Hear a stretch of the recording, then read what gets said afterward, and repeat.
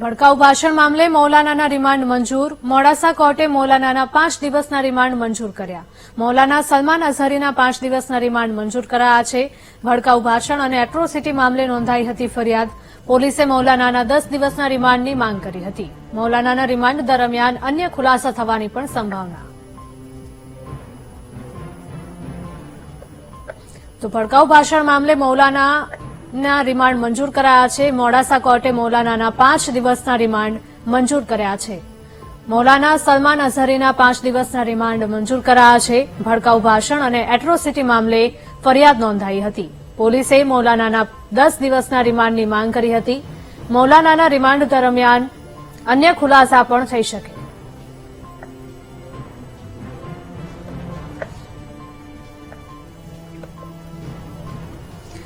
સંવાદદાતા તસ્લીમ જોડાઈ ગયા છે વધુ વિગતો સાથે. તસ્લીમ, જણાવશો કે ભડકાઉ ભાષણ મામલે મૌલાનાના રિમાન્ડ છે તે મંજૂર થઈ ગયા છે? ચોક્કસપણે જે અઝહર સલમાન અઝહરી જે મૌલાના છે જેમને ભડકાઉ ભાષણ આપ્યું હતું એમની સામે ગુજરાત રાજ્યમાં અલગ અલગ જગ્યાએ કેસો થયા હતા. ત્યારબાદ અરવલ્લી જિલ્લાના મોડાસામાં પણ એટ્રોસિટી અને લોકોને ભડકાઉ ભાષણ મામલે ફરિયાદ દાખલ કરવામાં આવી હતી. મૌલાનાને આજે વહેલી સવારે મોડાસામાં લાવવામાં હતા. ત્યારબાદ એસપી કચેરી ખાતે પૂછપરછ કરવામાં આવી. ત્યારબાદ મોડાસા કોર્ટમાં રજૂ કરવામાં આવ્યા. પોલીસ દ્વારા અલગ અલગ વાતો રજૂ કરી, પોતાની દલીલો રજૂ કરી 10 દિવસના રિમાન્ડની માંગણી કરવામાં આવી હતી.